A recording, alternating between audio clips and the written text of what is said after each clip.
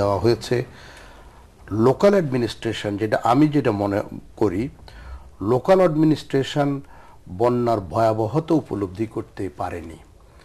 না পারার কারণে তাদেরই তো আসলে পারার কথা বেশি করে, তারাই তো মাঠ পর্যায়ে যারা কাজ করে, এবং সেই ভয়াবহতা উপলব্ধি না করতে পারার কারণে এই পরিমাণ মানুষ পানিবন্দী হয়ে গেছে। আর আমাদের দেশে বন্যা দুর্যোগের জন্য গ্লোবালি যদি আমরা বিবেচনা করি, বাংলাদেশকে যেভাবে ম্যাপ করা হয়েছে, সেটা হচ্ছে বাংলাদেশ বন্যা দুর্যোগের মধ্যে পৃথিবীতে 1 নম্বর। আবার বন্যার দুর্যোগ ব্যবস্থাপনার দিক থেকেও কিন্তু পৃথিবীতে 1 নম্বর। দুটো দিক থেকে এটি হলো মানুষের ট্র্যাডিশনাল নলেজ। মানুষ ঐতিহাসিকভাবে তাদের ইন্ডিজিনিয়াস যে নলেজ, সেটা প্রয়োগ করেই বন্যা দুর্যোগকে মানুষ মোকাবেলা করে আসছে।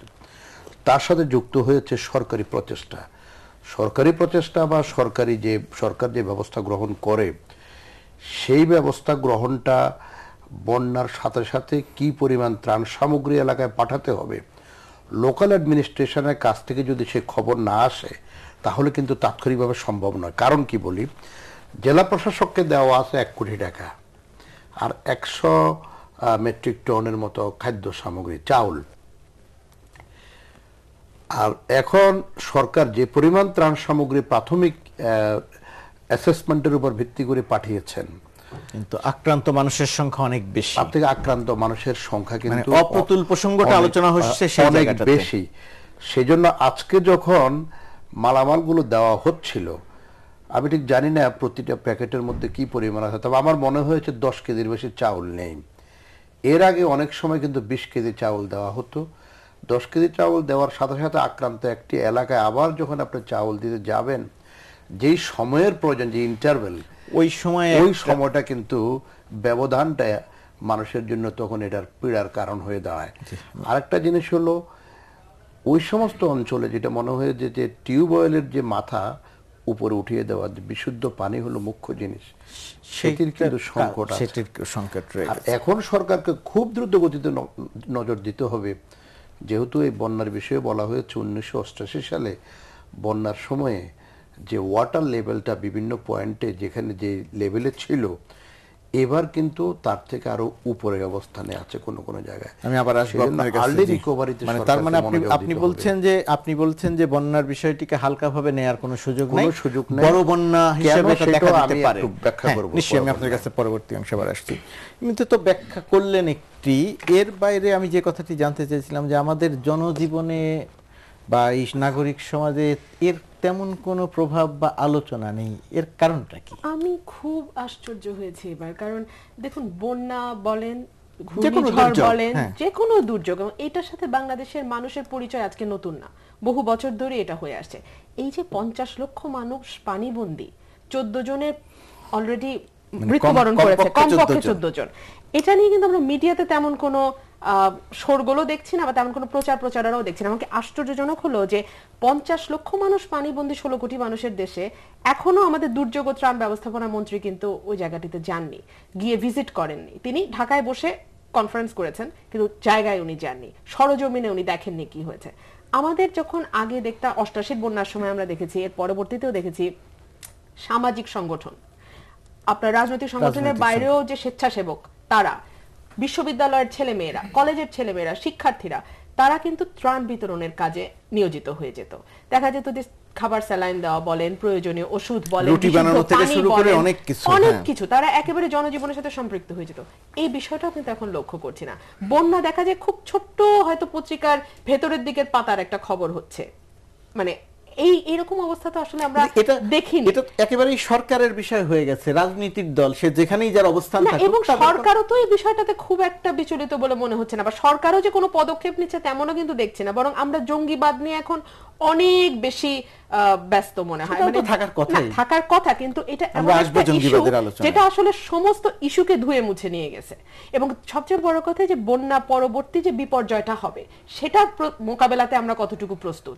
কিছু অসুখ আছে যেটা বন্যার পরে দেখা যায় সব সময় মানুষ আক্রান্ত হচ্ছে, এটা মোকাবেলায় মহামারীটা ওই সময়টাতেই দেখা যায়। সেখানে আমরা সরকার কতটুকু প্রস্তুত আমরা জানি না। যেটুকু ত্রাণ দিচ্ছে সেটুকু পর্যাপ্ত নয়, আমরা বিত্তমান মানুষকে এগিয়ে আসতে দেখছি না। আমরা সমাজে যারা আগে স্বেচ্ছাসেবকের কাজ করতেন তাদেরকে এগিয়ে আসতে দেখছি না।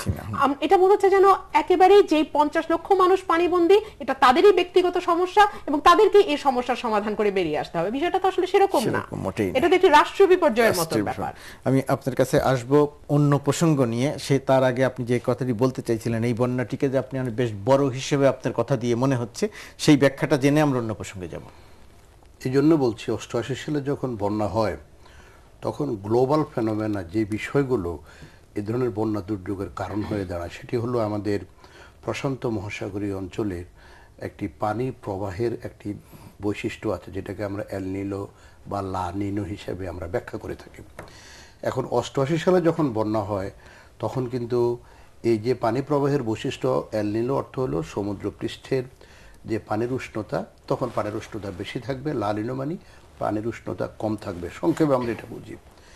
লা নিনো যখন থাকে প্রশান্ত মহাসাগরীয় অঞ্চলে, এখন যখন মার্কিন যুক্তরাষ্ট্রের ওয়েস্ট কোস্ট থেকে এই পানি যখন ঘুরতে ঘুরতে এটা ইন্ডিয়ান ওশানের দিকে আসে, অস্ট্রেলিয়ার দিকে আসে, এটা সার্কুলেশন হয়ে যাবে, তখন বিশ্বব্যাপী বন্যা হওয়ার সম্ভাবনা বেশি থাকে।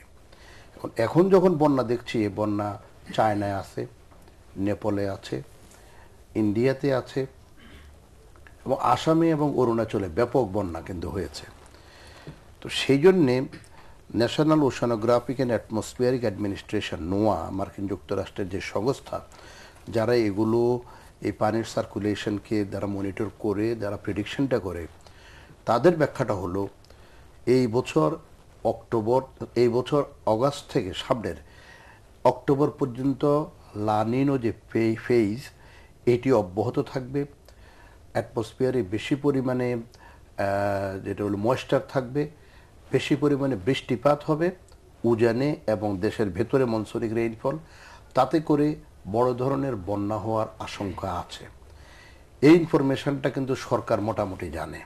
আমি যতদূর জানি সরকার বলতে দুর্যোগ ব্যবস্থাপনা ত্রাণ মন্ত্রণালয় এই বিষয়টি জানে। কি জানার সঙ্গে কি তাদের তৎপরতার খুব একটা মিল আছে? এখন আমি আপনাকে এই প্রশ্নটি করতে চাইছিলাম এখন, যে আপনি যে ব্যাখ্যাটি দিচ্ছেন আমাদের সরকার সেটি জানেন কিনা, প্রশ্নটি করার আগে আপনি উত্তর এই জন্য বলছি, কারণ সরকারের পক্ষ থেকে প্রাথমিকভাবে কিন্তু মন্ত্রী এলাকায় গিয়ে বলে আসছে যে এই বছর বন্যার আশঙ্কা আছে।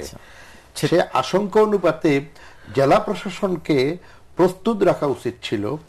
এখন যে চাউল দেন, আপনার দরকার চাউল না, কারণ যেহেতু মহামারীর আশঙ্কা আছে, দরকার হলো আমাদের ওষুধ তো বটেই, পাশাপাশি আমাদের হলো ড্রাই ফুডের দরকার বেশি এলাকাতে। সেখানে এরপরে যদি অনেক সময় খিচুড়ি দেওয়ার বা অন্যান্য জিনিস দেওয়া হয়, এটাও কিন্তু মহামারীতে আক্রান্ত হওয়ার, পেটের অসুখ আক্রান্ত হওয়ার সম্ভাবনা। তবে আমরা মনে করি যে আপনি যে কথাগুলো, আরো বড় আশঙ্কা যেটা, সেটা হলো বন্যার পরপরই নদী ভাঙন শুরু হবে।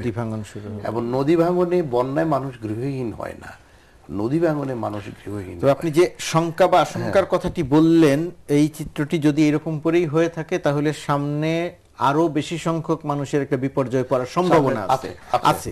আমরা যেহেতু সংবাদটা আমরা আগে থেকে জানি, আপনাদের মতো যারা বিশেষজ্ঞ আছেন, শিক্ষক আছেন, আমরা বিশ্বাস করতে চাইবো যে সরকারের সংশ্লিষ্ট মন্ত্রণালয় আপনাদের কাছ থেকেও জ্ঞান নিয়ে বা বুদ্ধি পরামর্শ নিয়ে সেই অনুযায়ী মানুষের পাশে দাঁড়াবেন, এটাই থাকবে আমাদের।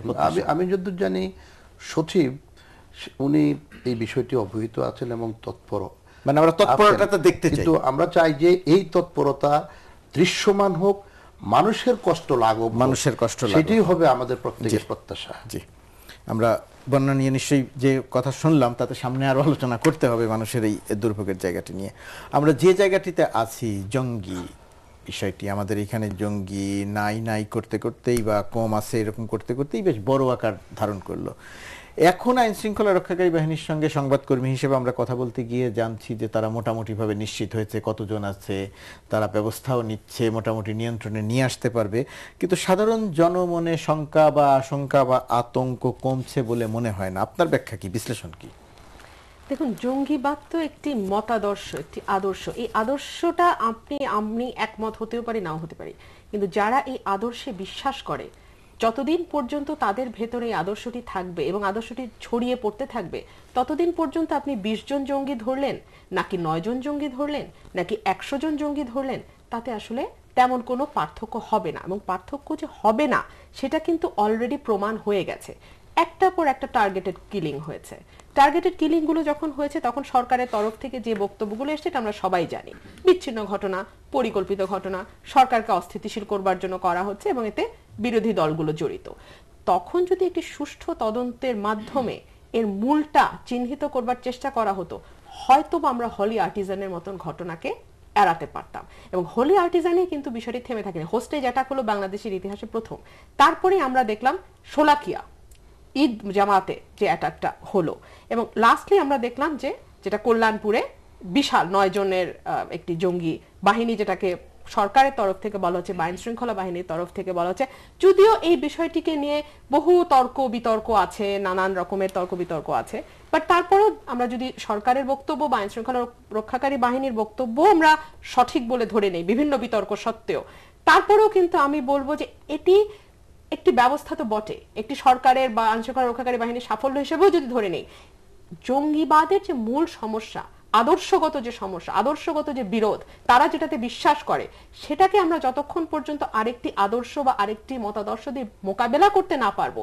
ততক্ষণ পর্যন্ত কিন্তু এই সমস্যাটিকে আপনি কার্পেটের নিচে ময়লা চাপা দেওয়ার মতন অবস্থা হয়ে দাঁড়াবে। আপনি কিন্তু এটাকে নির্মূল করা কখনোই সম্ভব নয়। এমনিতে আপনি যে কথাগুলো বলছেন হোলি আর্টিজানের ঘটনার পরে সরকারের বা আইন শৃঙ্খলা রক্ষাকারী বাহিনীর যে দৃশ্যমান তৎপরতা, এটা কি সরকারের এক ধরনের বিষয়টিকে গুরুত্ব দেওয়ার মধ্যে বোঝায় না? দেখুন, এখানে একটু খুব আমার কাছে কিছু অসঙ্গতি ধরা পড়েছে। যেমন হোলি আর্টিজান ঘটনার ঠিক কয়েকদিন আগে আপনারা জানেন যে আমাদের সাঁড়াশি অভিযান হয়েছে, এবং সেই সাঁড়াশি অভিযানে প্রায় 16,000 মানুষকে গ্রেফতার করা হয়েছে। এটা 14 থেকে 16 মধ্যে সংখ্যাটি, এবং এখানে মাত্র এই বিষয়ে কোনো সন্দেহ নাই যে 194 জন কথিত জঙ্গি। তো তাহলে বাকিরা কারা? এখন বিরোধী দল দাবি করছে বাকিরা তাদের কর্মী সমর্থক।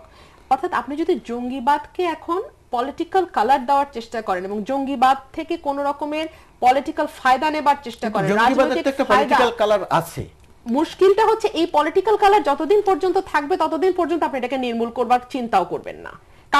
কারণ এই কারণেই বলছি যে যখন আপনি এটাকে পলিটিক্যাল কালার দেবেন, তখন আপনি নিজের প্রয়োজনে, নিজের স্বার্থে, হয় ক্ষমতায় যাবার জন্য অথবা ক্ষমতায় থাকবার জন্য এটিকে আপনি ব্যবহার করবেন, এবং এটি আপনার জন্য একটি ভালো অস্ত্র হয়ে দাঁড়াবে। এই কারণে বলছি, দেখেন এই যে জঙ্গিবাদ এখন সর্বত্র, যেটা নিয়ে আমরা বলছিলাম যে এটা নিয়ে আমরা বন্যা পরিস্থিতি নিয়েও কিন্তু খুব একটা আলাপ কোথাও নেই। একই সঙ্গে আপনাকে মনে রাখতে হবে যে ভারতের সাথে যে আমাদের চুক্তি হয়েছে রামপাল বিদ্যুৎ কেন্দ্র আমাদের সুন্দরবন ধ্বংস করার, সেটা নিয়েও কিন্তু কোনো আলাপ নেই। আমি একটু শেষ করি। আবার আপনি দেখবেন চীনের সঙ্গে চুক্তি করেছে বাঁশখালীতে বিদ্যুৎ কেন্দ্র করবার, সেটা নিয়েও কিন্তু কোনো আলাপ নেই। রূপপুরে পারমাণবিক বিদ্যুৎ কেন্দ্র হচ্ছে, সেটা নিয়েও কোনো আলাপ নেই। রাশিয়ার সঙ্গে চুক্তি হয়ে গেছে, সেই চুক্তিতে কি আছে আমরা জানি না। আলাপ নেই হচ্ছে আন্তঃনদী সংযোগ প্রকল্প নিয়ে। বাংলাদেশ কিন্তু মরুভূমি হতে যাচ্ছে যদি ভারত এই প্রকল্পটি বাস্তবায়ন করে, সেটা নিয়েও কিন্তু কোনো মিডিয়াতে কোনো রকমের কোনো আলাপ নেই। এই যে আমরা বন্যা নিয়ে কথা বলছি, গজলডোবা বাঁধ ভারত ছেড়ে দিয়েছে, সমস্ত পানিতে এখন বাংলাদেশ ভেসে গেছে, এটা নিয়েও কিন্তু কোনো আলাপ নেই। তনু হত্যা নিয়ে কোনো আলাপ নেই, একইভাবে মৃত্যু হত্যা নিয়ে কোনো আলাপ নেই, একইভাবে রিজার্ভ চুরি নিয়ে কোনো আলাপ নেই। আমি আপনাকে 100টা ইস্যু দিতে পারি যে ইস্যুগুলোর একটি নিয়ে কোনো আলাপ নেই, শুধু জঙ্গিবাদ নিয়ে। অর্থাৎ এটা এমন একটা ইস্যু হয়ে দাঁড়িয়েছে যে এটা দিয়ে আপনি এখন সমস্ত ইস্যুকে চাদরের মতন ঢেকে ফেলে দিয়েছেন। তো সুতরাং এটাই আমি বলছিলাম যে আপনি আজকে 5টা জঙ্গি ধরলেন না আজকে 20টা জঙ্গি ধরলেন, না আপনি একটা বাড়িতে গিয়ে 20টি অস্ত্র উদ্ধার করলেন, সেগুলোকে আপনি সফলতা হিসেবে বলতে পারেন, কিন্তু এতে নাগরিক জীবনে যে স্বস্তি ফিরে আসবার ব্যাপারটি, সেটি কিন্তু নাগরিক জীবনের স্বস্তি, এই জায়গাটিতে দায় দায়িত্বের জায়গা নিয়ে আমরা আলোচনায় আসব, আপনার কাছে আবার আসবো। ডক্টর মাকসুদ কামাল, এই যে জঙ্গিবাদের আলোচনাতে আমরা আটকে আছি, একটা সময় আমরা আলোচনা করেছি মাদ্রাসা মানেই জঙ্গি, এখন আবার আমাদের আলোচনার ধরনটা বদলে গেছে যে এখন বেসরকারি বিশ্ববিদ্যালয় মানেই জঙ্গি, উচ্চবিত্তের সন্তানরা যেহেতু জঙ্গি হিসেবে ধরা পড়েছে বা জানা গেছে।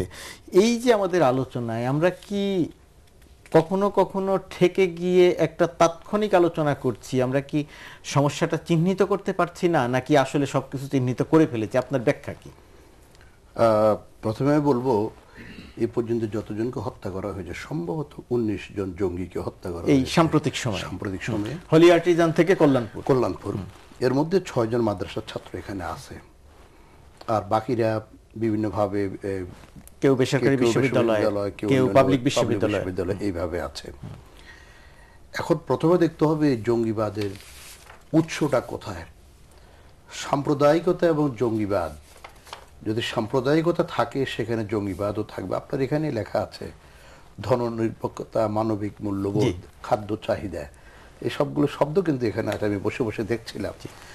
দারিদ্রতা যেখানে আছে, শিক্ষা যেখানে সার্বজনীন নয় অথবা বহুভাগে বিভক্ত বহু রকম শিক্ষা যেখানে দেওয়া হচ্ছে, শ্রেণী বৈষম্য, এগুলো যে সমাজে আছে, যেই সমাজে সাম্প্রদায়িকতা আছে, উগ্র ধর্মীয় চিন্তা চেতনা আছে, মানবিক মূল্যবোধের যে সমাজ শিক্ষা দেয় না, বা যে শিক্ষা ব্যবস্থার মধ্যে সেইটি আমরা বলবো, যেহেতু এখন অ্যাকচুয়ালি শিক্ষকদেরকেও দেখা যাচ্ছে যে এর সাথে জড়িয়ে আছে, ছাত্রতা তো আছেই, শিক্ষামন্ত্রী শিক্ষকদেরও মনিটর করতে আজকে দেখলাম আমরা খবরে বলেছেন। তো সেই সমাজ জঙ্গিবাদ সৃষ্টি হবে, এটাই হলো স্বাভাবিক। সেটাকে যদি আপনি সংখ্যাতাত্ত্বিকভাবে বিবেচনা করে বলেন যে এতজন জঙ্গিকে হত্যা করেছি, এতজন জঙ্গি অবশিষ্ট আছে, তাদেরকে হত্যার পরে জঙ্গিবাদ নির্মূল হয়ে যাবে, তাহলে সেটা হবে একটা স্থূল চিন্তা ভাবনা। জঙ্গিবাদ যেটা আমরা বলেছিলাম, এটার উৎস হলো ধর্মীয় উগ্রবাদ কিংবা সাম্প্রদায়িকতা।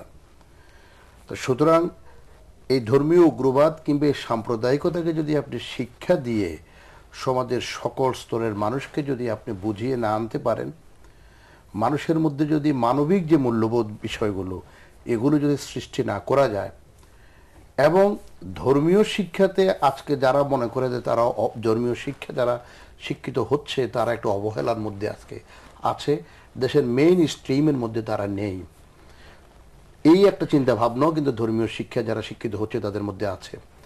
তাদেরকেও যে মেইন স্ট্রিমে এনে যদি সেখানে তাদেরকে মানবিক মূল্যবোধ সহ অসাম্প্রদায়িকভাবে যদি গড়ে তোলা যায়, তাহলে এই জঙ্গিবাদের মূল উৎপাটন করা সম্ভব। এখানে তো শিক্ষক হিসেবে আপনাদের কি কোনো দায়িত্ব অনুভব করেন, বা আপনার কি এত বছরের শিক্ষা জীবন, আপনার না শুধু শিক্ষকদের কথা বলছি, আপনাদের কি মনে হয় যে আপনাদের এখানে পরোক্ষ প্রত্যক্ষ যে কোনো ভাবেই একটা দায় রয়ে গেছে আজকের এই বাস্তবতায়? যেহেতু আমি একজন শিক্ষক, সেই হিসেবেই প্রশ্নটি করছি। এবং শিক্ষক যখন আমরা বলি, আমাদের শিক্ষকদেরকে বলা হয় মানুষ সৃষ্টির কারিগর, সেই বাস্তবতায় এই দায়িত্ব আমরা কখনো অবহেলা করতে পারবো না। আর সেই জন্যেই আমরা ইতিমধ্যে শিক্ষকরাও আমরা নিজেরা বসেছি, সকল স্তরের মাদ্রাসার শিক্ষকদেরকে নিয়েও কিন্তু আমরা বসছি। আমরা কিছু কার্যকর পদক্ষেপ নেওয়ার জন্য সরকার কাছে আমরা অনুরোধ করব। শিক্ষামন্ত্রী মহোদয়ের সাথেও আমার আলাপ আলোচনা কিছুটা হয়েছে। শিক্ষা ব্যবস্থায় যদি কোথাও কোনো দুর্বলতা থাকে, তাহলে আমাদের একটা short term long term measure নিয়ে এই জঙ্গিবাদকে মোকাবেলা করতে হবে।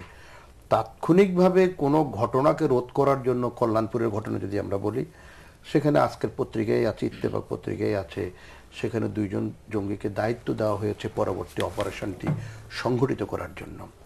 পরবর্তী অপরাধটি সংগঠিত হওয়ার পথটাকে রুদ্ধ করে দেওয়া হয়েছে এদেরকে মারার মধ্যে দিয়ে। হয়তোবা আরও কিলিং হবে, হয়তোবা আরও অপারেশন তারা করতে চাইবে, সেটি বন্ধ করা যাবে। কিন্তু জঙ্গিবাদ যদি মানুষের মনের মধ্যে থাকে, এই চেতনাটি, একটা মানুষ বলতে আমি বুঝাই যে কোনোভাবেই হোক, একটা সাম্প্রদায়িক রাজনীতি যেহেতু এখানে আছে, কিছুক্ষণ আগে আপনি যেটা বলছেন, জঙ্গিবাদ রাজনীতি থেকে কিন্তু বিচ্ছিন্ন নয়। তো এর সাথে একটা রাজনৈতিক যোগাযোগ আছে, এর সাথে একটা সামাজিক যোগাযোগ আছে, এর সাথে একটা অর্থনৈতিক যোগাযোগ আছে। এই জায়গাটিতে আমি আসবো যে সামাজিক যোগাযোগ, অর্থনৈতিক যোগাযোগ, রাজনৈতিক যোগাযোগ, এই জায়গা নিয়েই তো মূল বিতর্কের মধ্যে আমরা আছি। এই জায়গাটিতে আপনার কাছ থেকে জানবো, আপনি যেটা বলছিলেন, এই কথার প্রেক্ষিতে কিছু বলার থাকলে নিশ্চয়ই শুনবো। আপনি যেটা বলছিলেন যে এটি তো একটা সামাজিক সমস্যা, রাজনৈতিক সমস্যা, এখানে তো সবারই দায়িত্ব আছে, শুধু সরকার কি দায়িত্বের মধ্যে পড়ে? প্রত্যেকের দায়িত্ব আছে। দেখুন, আমরা এই জঙ্গিবাদ ইস্যুতে পারিবারিক দায়িত্বের কথা বলেছি, যে একটা সময় ছিল আমাদের যৌথ পরিবার, সেই যৌথ পরিবার ভেঙে একক পরিবার, এবং সেই একক পরিবার এখন আস্তে আস্তে ভেঙে যাচ্ছে। উনি বলছিলেন যে 6 জন মাদ্রাসার শিক্ষার্থী ধরা পড়েছে। আমি বলি 7 জন ধরা পড়েছে যারা উচ্চবিত্ত এবং প্রাইভেট বিশ্ববিদ্যালয়ে পড়াশোনা করেছে। এটা তো আসলে আমাদের কল্পনাতেও ছিল না যে নর্থ সাউথের মতো বিশ্ববিদ্যালয়, ব্র্যাকের মতো বিশ্ববিদ্যালয়, মনাশের মতো বিশ্ববিদ্যালয় থেকে বার হয়ে এসে তারা জঙ্গি তৎপরতায় যুক্ত হয়ে যাবে। কিন্তু তা তো হচ্ছে। এখানে আমাদের পারিবারিক বন্ধনের যেমন একটা ঘাটতি আছে, পারিবারিক শিক্ষা যেভাবে আমরা বড় হয়েছি সেটা এখন আর সেরকম নেই, অনেক শিথিল হয়ে গেছে, আমাদের সামাজিক বন্ধন অনেক বেশি শিথিল হয়ে গেছে। কিন্তু একই সাথে রাষ্ট্র কি তার দায়িত্ব এড়াতে পারে? রাষ্ট্র কি আদর্শটা সামনে রেখেছে তার পরবর্তী প্রজন্মের জন্য, কি দেখে বড় হচ্ছে পরবর্তী প্রজন্ম, এটা তো আমাদের বুঝতে হবে। দেশে কোনো গণতান্ত্রিক পরিবেশ নাই, দেশে মত প্রকাশের স্বাধীনতা নাই, যা ভাবছি যা বলছি তা লিখতে ভয় পাচ্ছি, এরকম একটি দমবন্ধকর পরিবেশ তৃতীয় শক্তি তো আসবে। জি, আমি আপনার কাছ থেকে এখান থেকে একটি জিনিস জানতে চাই যে বিএনপির পক্ষ থেকে একটি জাতীয় ঐক্যের ডাক দেওয়া হয়েছিল, কিন্তু সরকারের যে অবস্থান, সরকার ইতিমধ্যেই পরিষ্কার করেছে যে জনগণের ঐক্য হয়ে গেছে, বিএনপির সঙ্গে ঐক্যের তেমন একটা সম্ভাবনা নেই যেটি দেখা যাচ্ছে। এখন বিএনপির মতো একটি বড় রাজনৈতিক দল, তারা জাতীয় ঐক্যের আহ্বান জানালো, এটার মধ্যেই তাদের দায়িত্ব সীমিত হয়ে যায় কিনা? সরকার ঐক্য করলো না, তাহলে কি বিএনপির কোনো দায়িত্ব নাই? আমি আপনাকে বলি, আপনি যদি ভোটের হিসাবেও যান, তাহলে একেবারে সাদা মাটা সোজা ভাষায় 1/3 মানুষ ভোট দেয় নৌকায়, 1/3 ভোট দেয় ধানের শীষে, বাকি 1/3 হচ্ছে সুইং ভোট। তো সুতরাং সরকার বলছে ঐক্য হয়ে গেছে, ঐক্যটা কার সঙ্গে হয়েছে? জনগণের সঙ্গে হয়েছে। জনগণটা কারা? আপনি 1/3 মানুষ প্লাস সেই সুইং ভোটকে বাদ দিয়ে ঐক্যটা আপনি করেছেন জাতীয় পার্টির সঙ্গে, যারা আপনার সঙ্গে অলরেডি ছিল। ঐক্য আপনি করেছেন জাসদের সাথে, যারা যে অংশটি আপনার সঙ্গে অলরেডি ছিল। তো ঐক্যটা আসলে হয়েছে কার সঙ্গে? এবং আমার তো মনে হয় কোনো শর্ত দিয়ে আসলে ঐক্য করা সম্ভব নয়। আপনাকে, এটা যেহেতু জাতীয় সমস্যা এবং আমাদের অস্তিত্বের সংকট, আমি তো বলবো এটা আমাদের অস্তিত্ব থাকবে কি থাকবে না সেই সংকট, আমরা সিরিয়া হয়ে যাব কিনা, আফগানিস্তান হয়ে যাব কিনা, ফিলিস্তিন হয়ে যাব, এটা তো সেই সংকট আমাদের। তো সেরকম একটি সংকটের সময় বসে আপনি অমুকের সঙ্গে থাকলে আমি করব না, আপনি অমুকের সঙ্গে ভোটে দাঁড়ালে আমি করব না, আপনি অমুকের সঙ্গে জোট বাঁধলে আমি করব না, এত শর্ত দিয়ে তো আসলে ঐক্য হয় না। এক আর দুই হলো বিএনপি, তারপরেও আমি যতদূর জানি পত্রপত্রিকায় আমি দেখেছি যে বিএনপির স্থায়ী কমিটির মেম্বাররা অলরেডি বলেছেন, বিএনপি মাইন্ডেড যে বুদ্ধিজীবীরা আছেন, সিনিয়র বুদ্ধিজীবীরা আছেন, তারা অলরেডি কিন্তু বলেছেন যে জামাতের সঙ্গে এই বিষয়ে অন্তত জামাত থাকবে না, যেটা সরকার বলেছে। অর্থাৎ সরকারের শর্ত কিন্তু জাতীয় স্বার্থে, জনগণের স্বার্থে, দেশের স্বার্থে বিএনপি কিন্তু মেনে নিয়েছে বলে আমি বলবো। কিন্তু বিএনপি তো একটা বড় রাজনৈতিক দল, তার কি সারা দেশে এর বিরুদ্ধে সরকার ঐক্য করলো কি করলো না তার উপরে নির্ভর করে থাকা খুব জরুরি? দেখুন, আমি আপনাকে বলি না, খুব জরুরি না। খুব জরুরি না এই কারণে, আবার খুব জরুরি এই কারণে যে সরকারের হাতে সমস্ত বাহিনীগুলো আছে সরকারের হাতে। এখন জঙ্গি দমনের জন্যই বলেন বা জঙ্গি বিষয়টিকে মোকাবেলা করবার জন্যই বলেন, সরকার কিন্তু অনেক শক্তিশালী অবস্থানে আছে।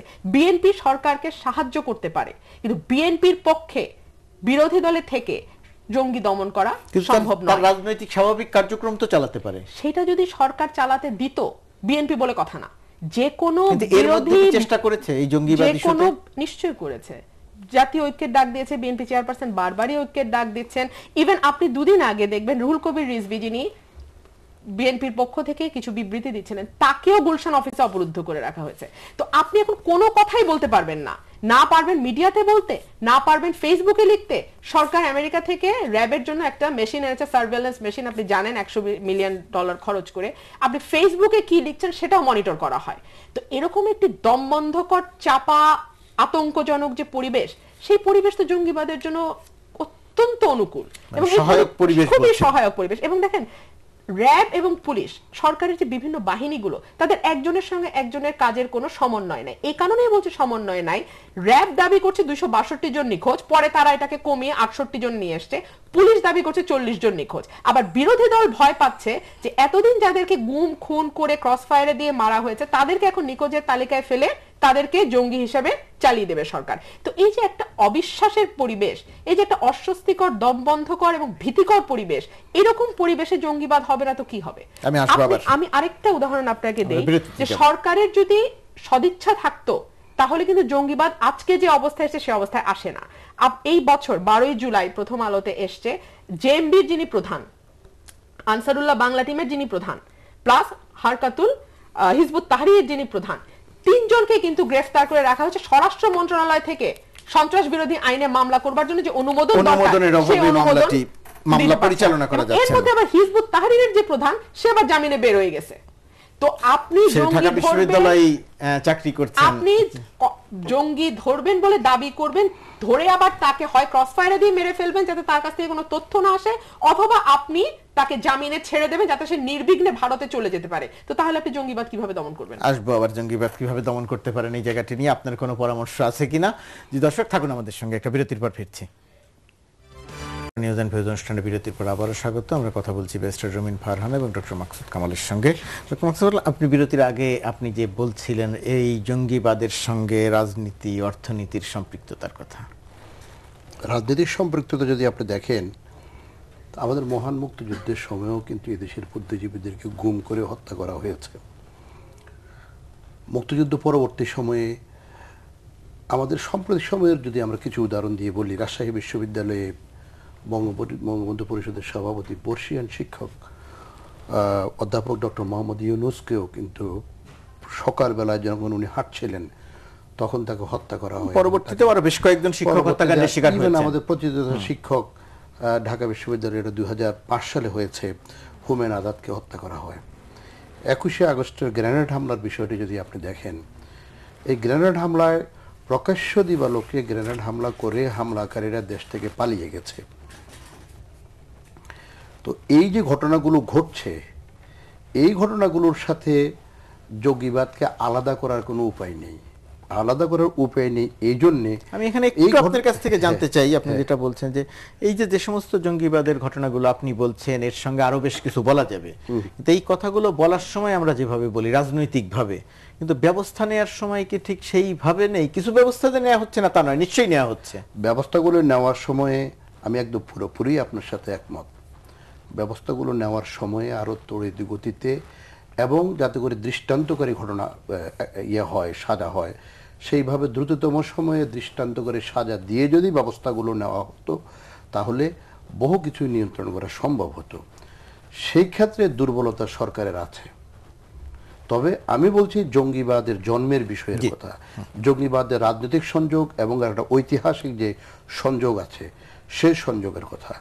সেই জন্য আমি বলছি যে জঙ্গিবাদের সাথে এবং জঙ্গিবাদী তৎপরতার সাথে যারা জড়িত, এদের আপনি খোঁজখবর নিয়ে দেখবেন এদের ব্যাপক অংশেই কিন্তু জামাত শিবিরের রাজনীতির সাথে কোনো না কোনোভাবে এর যোগসূত্রতা কিন্তু রয়েছে। তো সেই জন্য এর একটা রাজনৈতিক দিক আছে। অর্থনৈতিক ব্যবস্থা হলো, বিষয়টা হলো জঙ্গিবাদী এই তৎপরতার সাথে যে ছেলেগুলো জড়িত হচ্ছে বা এই তৎপরতাকে এরা তো এখন আধুনিক টেকনোলজি ব্যবহার করছে। তো এই ক্ষেত্রে এর অর্থনৈতিক সহযোগিতা তো কোনো না কোনোভাবে আসছে এবং এদেশে সুদীর্ঘ সময় ধরে এদেশে জামাত ইসলাম সহ সাম্প্রদায়িক রাজনৈতিক গোষ্ঠীগুলো যেভাবে ব্যবসা বাণিজ্য করে আসছে সেটা আমাকে নতুনভাবে ব্যাখ্যা দেওয়ার প্রয়োজন নেই। তাদের প্রতিষ্ঠান আমরা সবাই জানি, এটা আমরা জানি। তো সেই জায়গায় হলো একটা অর্থের উৎস কিন্তু ওই সমস্ত জায়গা থেকে সব সময় কিন্তু সে পাচ্ছে। সামাজিক বিষয় হলো কিছুক্ষণ আগে এই ব্যারিস্টার রবিনা ফারহানা যেটা বলছিলেন, আমাদের সামাজিক বন্ধনগুলো, পারিবারিক বন্ধনগুলো এখন কিন্তু অনেক কমে গেছে আমাদের এই বন্ধন। এখন সামাজিক বন্ধনগুলো কমার মধ্যে দিয়ে যেটা হয়েছে, আমি যদি একজন জঙ্গির কথা এক্সাম্পল দিয়ে বলি, সেটা হলো যে গুলশান ঘটনায় যে ছেলেটি সবচেয়ে দেখতে শুনতে যে ছেলেটি, নিবরাসের কথা বলছেন, নিবরাসের কথা বলছি আমি, এর তো জীবনে কোনো কিছুর অভাব ছিল না। এরকম আরো বেশ কিছু আছে, খেলাধুলা থেকে শুরু করে সকল বিষয়ে তাই সেটা স্মার্ট, যেটাকে আমরা যে দৃষ্টিকোণ থেকে বলি, সেরকম একজন ছেলে ছিল। এই কেন এই পথে গেল? এখন আমাদের সামাজিক বন্ধন এবং লেখাপড়া, এই যে কেন গেল এটা নিয়ে তো আমরা আজ পর্যন্ত কোনো গবেষণা করলাম না, আমরা তো কারণ নির্ণয় করার জন্য কিছু করলাম না, আমরা করি নাই। সেটা সেই কথাটাই আসছে, এই যে গেল, আমরা তো বলছি প্রচলিত ধারণার উপরে ভিত্তি করে কথা বলছি। হ্যাঁ, বাট এটা আরো জানার অবকাশ আছে এবং এইটা নিয়ে যেহেতু আমাদের এটি একটি সামাজিক সমস্যা হলো আমার সন্তান যখন আমার চোখের সামনে এই কাণ্ডগুলো ঘটছে, আমি যখন সমাজে অস্পর্শ হয়ে যাচ্ছে এই ঘটনার জন্য, তো সেটা একটা সামাজিক সমস্যা হিসেবে আমাকে দেখতে হবে। নিশ্চয়ই রাষ্ট্রীয় সমস্যা এটা দাঁড়ায় এভাবে, রাষ্ট্র যখন আন্তর্জাতিকভাবে চাপের মধ্যে পড়ে, এদেশের ব্যবসায়ীদের ব্যবসা যখন আজকে প্রশ্নের মুখোমুখি হয়, এটা রাষ্ট্রীয় সমস্যা হিসেবে দাঁড়ায়। জঙ্গিবাদ আমাদের দেশের কনটেক্সটে এখন একটা রাষ্ট্রীয় সমস্যা, একটি সামাজিক সমস্যা, পাশাপাশি একটা রাজনৈতিক সমস্যা বটে। কারণ রাজনৈতিক দলগুলো, আওয়ামী লীগ থেকে বলা হচ্ছে বিএনপিকে, আওয়ামী লীগ মনে করে কিংবা এদেশের যারা অসাম্প্রদায়িক রাজনীতির চর্চা যারা করে, তারা মনে করে জঙ্গিবাদের উৎস, এর লিঙ্কেজ কোনো না কোনোভাবে জামাত শিবিরের সাথে এটা আছে। সুতরাং বিএনপিকে যদি জাতীয় যেটা ঐক্যমতের বিষয়টি এসছে, বিএনপিকে যদি ধারায় আসতে হয়, মেইন স্ট্রিমের মধ্যে আসতে হয়, তাহলে তাদেরকে ছেড়ে আসতে হবে। এই ছাড়াটা কোনো এজেন্ডা ভিত্তিক না, ইভেন্ট ভিত্তিক না, এটা হতে হবে। আমি যেটা প্রথমেই বলে আসছিলাম, রাজনৈতিক সমস্যা, এটা একটা দীর্ঘমেয়াদী প্রক্রিয়ার মধ্যে দিয়ে এই জঙ্গিবাদী দেশে আজকে আসনে বসে। সুতরাং আসতে হলে ওইভাবে বিএনপিকে বাদ দিয়েই আসতে হবে দীর্ঘমেয়াদী। আজ আমি বাদ দিয়ে বিএনপিকে এই ইস্যু ভিত্তিক না, এইখানে একটি আলোচনা করা হয় বিএনপি নেতাদেরকে। আমরা যখন এই প্রশ্নটি করেছি তখন তাদের বিএনপি নেতা বা শিক্ষকদের সঙ্গে যে কথা বলেছি সমর্থিত, তারা একটি আশঙ্কার কথা বলেন যে বিএনপি যদি জামাতকে বাদ দিয়ে দেয় তাহলে জামাত যে আওয়ামী লীগের সঙ্গে চলে যাবে না বা আওয়ামী লীগ যে তাকে নিয়ে নিবে না, এর গ্যারান্টি কি? বিএনপির কেন এই আশঙ্কা? আওয়ামী লীগ জামাতকে যদি নিয়ে নেয় তাহলে বিএনপি দেশ ছাড়া হয়ে যাবে, এই আশঙ্কা কেন বিএনপির? যদি ভোটের হিসাবে বিএনপি প্রমাণ করে দেখাক, ভোটের হিসাবে তো আওয়ামী লীগ এখন তো ক্ষমতায় আছে, বিএনপি প্রমাণ করে দেখাক যে বিএনপি ছেড়েছে, আওয়ামী লীগ ভোটের হিসাবে তাদেরকে ওই জাতীয় নির্বাচনে 300 আসনের মধ্যে 100 আসন ছেড়ে দিয়ে একই প্রতীক নিয়ে নির্বাচন করে জিতে এসছে, সেটা বিএনপি প্রমাণ করে দেখা। আমার মনে হয় এই আশঙ্কাটার স্থান হলো ভিন্ন। জি, আমি আবার শেষ আলোচনা আপনার কাছে ফিরবো। এই জায়গাটিতে আপনার কিছু বলার থাকলে একটু শুনে আমরা একটু তেল গ্যাস বিষয়ক আলোচনাতে যেতে চাই। আপনার কথা বক্তব্যটি যতদিন পর্যন্ত আপনি জামাত শিবির বিরোধী দলকে দায়ী করতে থাকবেন জঙ্গিবাদের জন্য, ততদিন পর্যন্ত আপনি এটাকে রাজনীতিকরণে করতে থাকবেন এবং এটা থেকে উত্তরণ সম্ভব। আমি আপনাকে ছোট্ট কিছু উদাহরণ দিই। হ্যাঁ, 72 থেকে 75 আমরা সবসময় অস্পৃশ্যভাবে এড়িয়ে যাই, যেন 72 থেকে 75 নিয়ে কোনো কথা বলা যাবে না, কিন্তু ওই সময় তো জাসদের 30,000 কর্মীকে মারা হয়েছে বলে জাসদ দাবি করে, কিন্তু বাস্তবে জাসদের কাছে কোনো তালিকা নেই। একই সঙ্গে আবার আওয়ামী লীগের কর্মীদেরকেও কিন্তু জাসদ হত্যা করেছে। জঙ্গিবাদের উত্থান বাংলাদেশের জন্ম থেকে ছিল। 99 সালে উদীচীর সম্মেলনে বোমা হামলা হয়েছে না? 2001 সালে আওয়ামী লীগের শাসন আমলে রমনা বটমূলে হয়নি হামলা? হয়েছে। তারপরে আপনি দেখেন, আপনি যদি হালের উদাহরণগুলো দেখেন, এই যে শায়ক আব্দুর রহমান যে এমবি প্রধান, উনি তৎকালীন যুবলীগের সাধারণ সম্পাদক মির্জা আজমের আত্মীয় দুলাভাই। আপনি দেখেন এই যে সম্প্রতি হোলি আর্টিজানে হয়ে গেল রোহান ইমতিয়াজ, গুলশানে যিনি হামলাকারী, সেই রোহান ইমতিয়াজ ঢাকা মহানগর আওয়ামী লীগের ক্রীড়া সম্পাদকের ছেলে। আপনি দেখেন জাবেদ কায়সার, সিঙ্গাপুরের দণ্ডিত জঙ্গি, তিনি চট্টগ্রাম ইউনিয়ন আওয়ামী লীগের সাধারণ সম্পাদকের ছেলে। আপনি আসেন আব্দুল হান্নান, শোলাকিয়ার হামলাকারী, এই 7ই জুলাই যে হামলা হয়ে গেল, তিনি কিশোরগঞ্জের ইউনিয়ন আওয়ামী লীগের চেয়ারম্যান প্রার্থীর ছেলে। এখন আপনি যতক্ষণ পর্যন্ত এটাকে আওয়ামী লীগ, বিএনপি এবং জামাত এই ভাগে ভাগ করে আসামি ধরবার চেষ্টা করবেন এবং জঙ্গি চিহ্নিত করবার চেষ্টা করবেন, ততদিন পর্যন্ত আপনি এটা রাজনৈতিক ফায়দা নেওয়ার চেষ্টা করছেন এবং এখান থেকে রাজনৈতিকভাবে লাভবান হবার চেষ্টা করছেন। এবং যতক্ষণ পর্যন্ত আপনি জঙ্গিবাদের ফসল ঘরে তুলবার চেষ্টা করবেন এবং জঙ্গিবাদ থেকে নিজের রাজনৈতিক ফায়দা লুটবার চেষ্টা করবেন, ততদিন পর্যন্ত জঙ্গিবাদ থেকে আপনার কোনো মুক্তি নাই। 1 এবং 2 হলো, উনি যে কথাগুলো বলছিলেন যে বিএনপি জামাত বা জামাতের একটাতেও তো দেখলাম না যে জামাতের লোক ধরা পড়ছে, বরং আমি আপনাকে 3টা উদাহরণ দিলাম। জেএমবির প্রধান, হিজবুত তাহরিরের প্রধান, আনসারুল্লাহ বাংলা টিমের প্রধান, তারা সরকারের স্বরাষ্ট্র মন্ত্রণালয়ের অনুমোদনের অপেক্ষায় আজকে 6 বছর তাদের মামলা ঝুলে আছে। 3 বছর না, 2010-এ এর মধ্যে একজনের জেএমবির যিনি প্রধান, তার 2010-এ চার্জশিট হয়ে গেছে, তারা 2016, 6 বছর হলো না? 6 বছর ধরে আদালত তাদের মামলা আমলে নিতে পারছে না কারণ স্বরাষ্ট্র মন্ত্রণালয় অনুমোদন দেয়নি। তো এটা কার সদিচ্ছার অভাব বলে আপনার মনে হয়? ওই যে কথাটি বলছিলাম, যতক্ষণ পর্যন্ত রাজনৈতিক ফায়দা এবং রাজনৈতিক লাভের হিসাব আপনি করবেন জঙ্গিবাদ থেকে, ততদিন পর্যন্ত এই জঙ্গিবাদ থেকে আপনার মুক্তি। আমরা অনুষ্ঠানের একেবারে শেষ দিকে আছি, এই জায়গাটিতে আপনার খুব যদি কিছু বলার থাকে তো একটু শুনবো। বলার বিষয়টা হচ্ছে জঙ্গিবাদকে যদি আমরা একটা আদর্শিক বিষয় বিবেচনা করি, জঙ্গিবাদকে যদি আমরা তাৎক্ষণিক কোনো বিষয় বিবেচনা না করি, আদর্শিক ধ্যান ধারণার হিসেবে জঙ্গিবাদকে বিবেচনা করলে সাম্প্রদায়িক রাজনৈতিক চর্চার সাথে জঙ্গিবাদের যেহেতু সংস্পর্শতা আছে বা যোগাযোগ আছে, সেহেতু এই রাজনৈতিক দৃষ্টি যারা এই সাম্প্রদায়িক রাজনীতির চর্চা করে তাদেরকে কিন্তু জঙ্গিবাদ থেকে আলাদা করা যাবে না। এটি হলো আমার দৃষ্টিভঙ্গি। এবং এই কারণেই 71-ও মানুষকে হত্যা করা হয়েছে, এই কারণেই গ্রেনেড হামলা হয়েছে, 21 আগস্টের গ্রেনেড হামলা। পরবর্তী মুহূর্তে আপনি দেখেন একটা জিনিস চমৎকার, আপনি যে সমস্ত শিক্ষকদের বা বুদ্ধিজীবীদের তালিকা বা যে সমস্ত লোকের তালিকা পত্রপত্রিকায় প্রকাশিত হয় এবং বলা হয় তাদেরকে হত্যা করা হবে, তারা নাস্তিক অথবা তারা ধর্ম বিরোধী বা অন্যান্য বিষয়, এই লোকগুলোর বাহিরেও তো অন্যান্য দল করে, তাদের ভিতরেও তো কিন্তু নাস্তিক বা এই ধর্মীয় চিন্তা চেতনার সাথে ভিন্ন মত পোষণ করে, তাদের নাম একটি লোকেরও তো তালিকায় দেখলাম না। আমি আপনার কাছ থেকে এবারে জেনে তারপরে আমি রুমিন ফারহান আপনার কাছে আসতে চাই। রামপাল, সুন্দরবনের কাছে রামপাল বিদ্যুৎ কেন্দ্র নিয়ে, কয়লা ভিত্তিক বিদ্যুৎ কেন্দ্রে তুমুল আলোচনা চলছে দেশে। বিপক্ষের আন্দোলন চলছে, পক্ষেও অনেকে কথা বলছে। আপনার অবস্থান কি, আপনার ব্যাখ্যা বা বিশ্লেষণ সুন্দরবন একটু সংক্ষেপে বলতে হবে। সুন্দরবন আমাদের জাতীয় সম্পদ এবং ভারতের অংশে সুন্দরবন নিয়ে কিন্তু একটা মন্ত্রণালয় আছে, সেটা আপনি জানেন। তো এখন সুন্দরবন জাতীয় সম্পদ হওয়ার কারণে সুন্দরবনের এই রামপালের বিদ্যুৎ কেন্দ্রটি সুন্দরবনের এই সম্পদ, ন্যাচারাল যে রিসোর্স, এই রিসোর্স ধ্বংস হবে, ক্ষতিগ্রস্ত হবে, এটা কারোই কাম্য নয়। এটিকে নিয়ে যে রিপোর্টটি প্রকাশিত, সরকার যে রিপোর্টটি নিজেরা দেখেছে যে এটা হলো এনভায়রনমেন্টাল অ্যানালাইসিস যেটা হয়েছে, সেই রিপোর্টটি পরিপূর্ণভাবে আমাদের হাতে এসে পৌঁছায়নি। সরকারের লোকজনের সাথে যখন আলোচনা হয়, তারা বলবে যে বিদ্যুৎ কেন্দ্রটিকে এমনভাবে করা হচ্ছে এবং দূষণ যেগুলি হবে সেগুলো এমনভাবে নিয়ন্ত্রণ করা হবে সুন্দরবনের জন্য ক্ষতি না হয়। আমি যেহেতু পরিবেশবিদ হিসেবে আমার বক্তব্য হবে, পরিবেশ সংরক্ষিত হোক, পরিবেশ টিকে থাকলে দেশ টিকে থাকবে। সেই জন্যে বিদ্যুৎ কেন্দ্রটি ওখানে না করে অন্য জায়গাটিও জনগণের বিতর্কের মধ্যে না গিয়ে অন্য জায়গাও এই বিদ্যুৎ কেন্দ্রটি করা যেতে পারে, ভাবা যেতে পারে।